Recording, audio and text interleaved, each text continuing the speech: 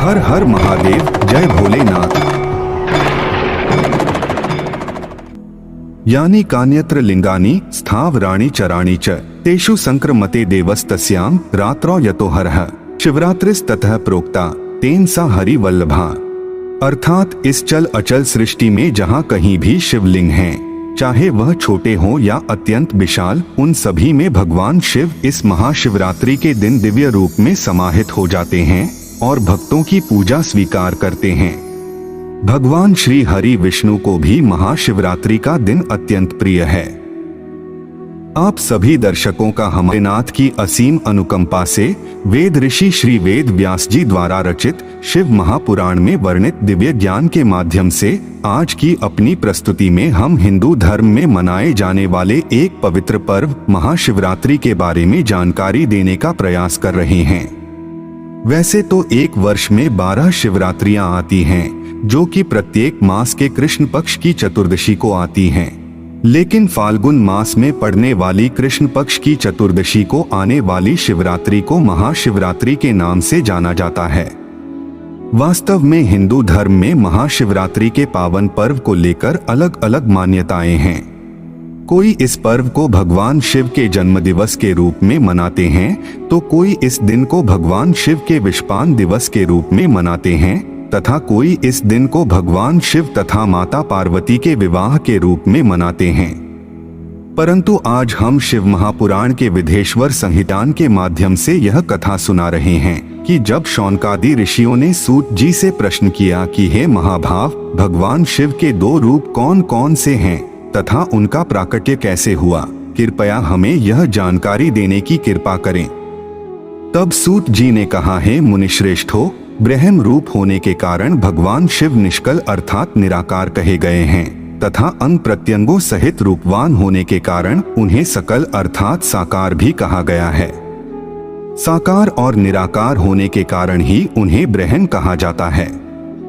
यही कारण है कि भगवान शिव की निराकार स्वरूप लिंग और साकार स्वरूप मूर्ति की पूजा की जाती है। भगवान शिव से भिन्न जो अन्यान्य दूसरे देवता हैं, वे साक्षात ब्रह्म नहीं हैं, इसलिए कहीं भी उनके लिए निराकार लिंग उपलब्ध नहीं होता। सूत जी कहते हैं कि अनंत परब्रह्म से भगवान विष्णु की उत्पत्ति हुई और भगवान विष्णु के नाभि से कमल पर विराजमान ब्रह्मा उत्पन्न हुए। उस परब्रह्म ने ब्रह्मा को सृष्टि के निर्माण का दायित्व सौंपा तथा भगवान श्री हरि विष्णु को सृष्टि का पालनहार बनाया और स्वयं ब्रह्मा जी की भ्रिकुटी अर्थात माथे के मध्य भाग से उत्पन्न होकर रुद्र रूप धारण किया और सृष्टि के संधारक के रूप में स्थापित हुए। इस प्रकार उस अनंत परब्रह्म से 3 देवों की उत्पत्ति हुई, जिन्हें त्रिदेव कहा जाता है। सूत जी शौनकादि ऋषियों को आगे की कथा सुनाते हुए कहते हैं कि हे मुनि श्रेष्ठों, एक बार भगवान विष्णु और ब्रह्मदेव में कार्य शक्ति को लेकर विवाद हो गया।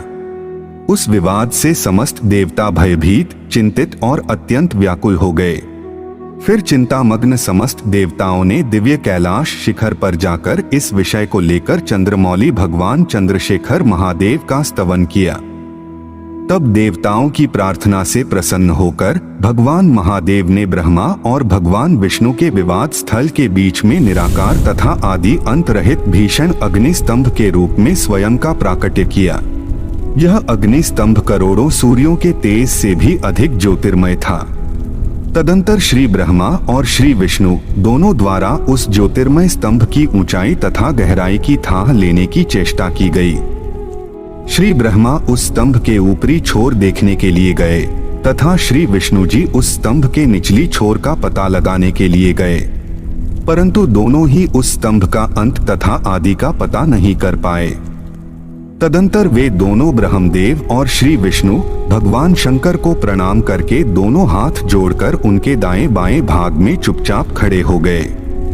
फिर उन्होंने वहां साक्षात प्रकट पूजनीय महादेव को श्रेष्ठ आसन पर स्थापित करके पवित्र पुरुष वस्तुओं अर्थात दीर्घकाल तक रहने वाली वस्तुएं जैसे हार, नुपुर, केयूर, किरीट, मणिमय कुंडल, यज्ञोपवीत, उत्तरीय वस्त्र, पुष्पमाला, रेशमी वस्त्र, हार, मुद्रिका, पुष्प, तांबूल, कपूर, चंदन एवं अगुरु का अनुलेप, धूप, दीप, श्वेत छत्र, व्यंजन, ध्वजा, चंबर तथा अन्यान्य दिव्य उपहारों द्वारा जिनका वैभव वाणी और मन की पहुंच से परे था, जो केवल पशुपति अर्थात परमात्मा के ही योग्य थे और जिन्हें पशु अर्थात बुद्धिजीवी कदापि नहीं पा सकते थे, उन महेश्वर का पूजन किया।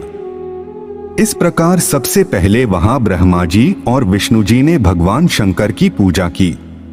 इससे प्रसन्न होकर भक्त वत्सल भगवान शिव ने अपने आरंभ और अंत रहित ज्योतिर्मय लिंग स्वरूप को अत्यंत छोटा किया और वहां नम्र भाव से खड़े हुए उन दोनों देवताओं से मुस्कुराकर कहा, हे पुत्रों, आज का दिन एक महान दिन है।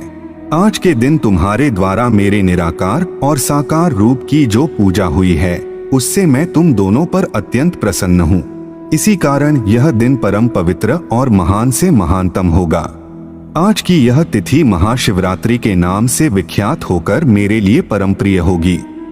महाशिवरात्रि की इस तिथि को मैं विशेष रूप से लिंग में समाहित रहूंगा और भक्तों की पूजा अर्चना स्वीकार करूंगा।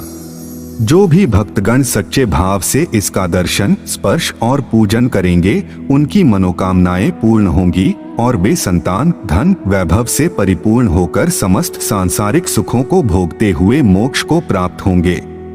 इस प्रकार तभी से महाशिवरात्रि का यह पावन पर्व मनाया जाता है।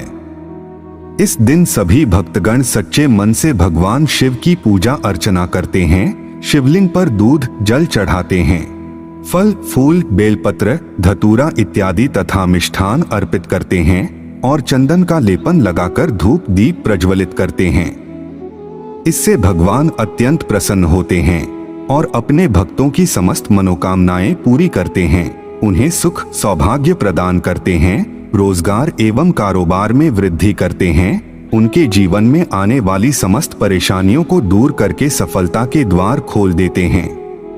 तो यह थी हिंदू धर्म में मनाए जाने वाले एक पवित्र पर्व महाशिवरात्रि के बारे में एक छोटी सी जानकारी।